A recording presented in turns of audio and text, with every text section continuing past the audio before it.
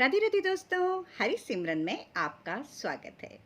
दोस्तों, आज मातृ दिवस के उपलक्ष्य में हरि की वंदना के साथ ही साथ मैं अपनी मातृ वंदना करना चाहती हूँ।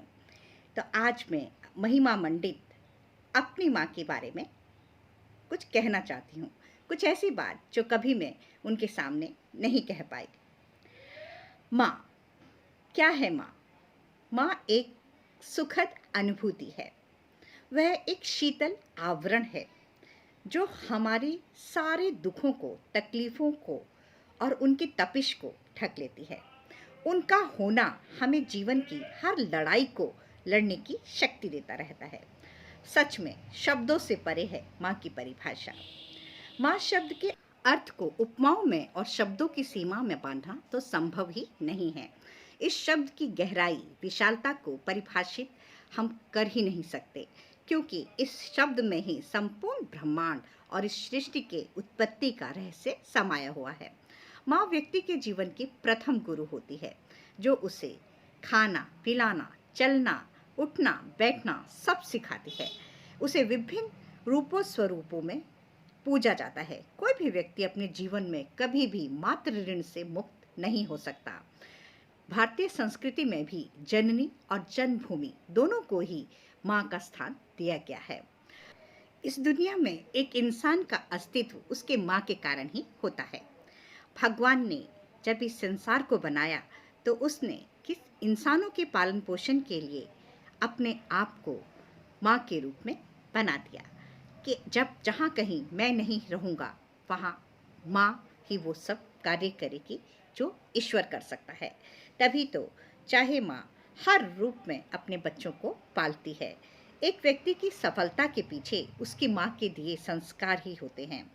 क्या होता है हमारे जीवन में हमारी माँ का महत्व? मेरी माँ, अगर मैं कहूँ कि मेरी माँ, तो मेरी माँ ने हमें वो सब कुछ दिया जो हर माँ अपने बच्चों को देती है। हर दुख में, तकलीफ में, चाहे कितनी भी गरीबी हो, माँ कभी अपने बच्चों को भूखा नहीं सोने देती। माँ हर कमी अपने ऊपर ले लेती है, लेकिन कभी अपने बच्चों को उस कमी का एहसास नहीं होने देती। ऐसा दुनिया में और कोई भी प्राणी नहीं कर सकता।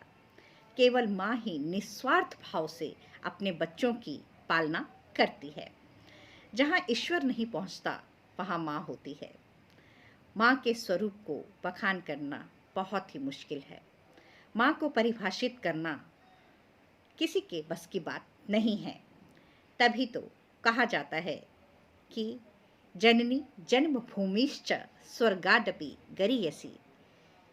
ये महिमा, ये उपमा यूं ही नहीं मिलती। माँ ही हमें 9 महीने अपनी कोख में रखकर जिस दर्द को सहती है, उसी ममता के साथ, उसी वात्सल्य के साथ अपने बच्चों की पालना भी करती है। तो ऐसी माँ को हमारा साष्टांग नमन और कोटि कोटि धन्यवाद। कभी भी सामने प्रत्यक्ष रूप में अपनी माँ को हम सभी बच्चे जो नहीं कह पाए, आज वो हम सब कहते हैं कि माँ तुम्हें कोटि कोटि धन्यवाद और हर की गई गलती के लिए क्षमा, क्योंकि केवल तुम ही क्षमा कर सकती हो। आई लव यू माँ, आई लव यू। हरि ओम तत्सत। जय जय श्री राधे।